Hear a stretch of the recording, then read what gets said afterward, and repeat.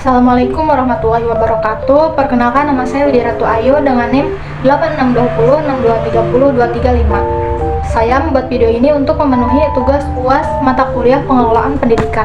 Di sini saya akan menjelaskan tentang pengelolaan peserta didik. Nah, di sini ada pengertian pengelolaan peserta didik. Pengertian dari pengelolaan peserta didik adalah suatu layanan yang memusatkan perhatian, pengaturan, pengawasan, dan layanan siswa di kelas maupun di luar kelas, seperti pengenalan, pendaftaran, layanan individual seperti pengembangan keseluruhan, kemampuan minat, kebutuhan sampai matang di sekolah. Dalam hal ini, pengelolaan peserta didik merupakan suatu penataan atau pengaturan segala aktivitas yang berkaitan dengan peserta didik, yaitu dari mulai masuknya peserta didik sampai dengan keluarnya peserta didik tersebut dari suatu sekolah maupun suatu lembaga. Tujuan dan fungsi. Menurut Rusdiana, tujuan umum pengelolaan peserta didik adalah mengatur kegiatan peserta didik agar kegiatan-kegiatan tersebut menunjang proses belajar mengajar di sekolah. Proses belajar mengajar di sekolah dapat berjalan lancar, tertib, dan teratur sehingga dapat memberikan kontribusi bagi pencapaian tujuan sekolah dan tujuan pendidikan secara keseluruhan. Secara umum, fungsi pengelolaan kelas peserta didik adalah sebagai wahana peserta didik untuk mengembangkan diri seoptimal mungkin, baik yang berkenaan dengan segi individualnya, sosial, segi aspek, kebutuhan, dan potensi peserta didik tersebut. Prinsip pengelolaan peserta didik.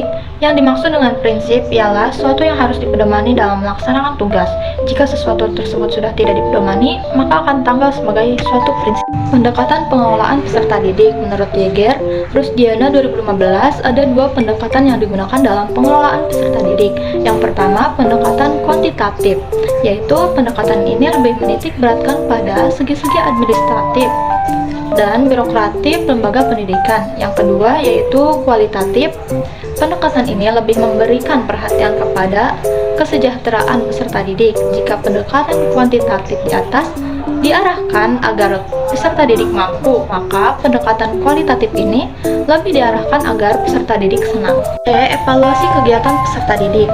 Evaluasi adalah sebuah tindakan atau suatu proses untuk menemukan nilai dari sesuatu. Evaluasi hasil belajar peserta didik berarti kegiatan menilai proses dan hasil belajar siswa, baik yang berupa kegiatan kurikuler, kokurikuler maupun ekstrakurikuler.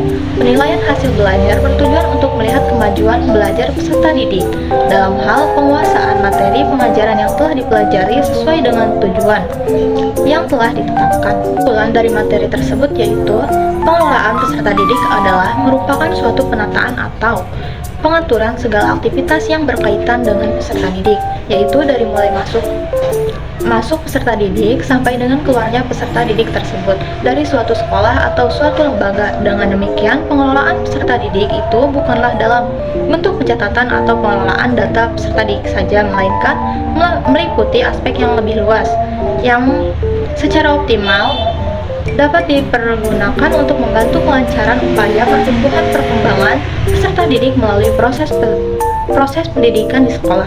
Baik, terima kasih. Sekian dari saya. Wassalamualaikum warahmatullahi wabarakatuh.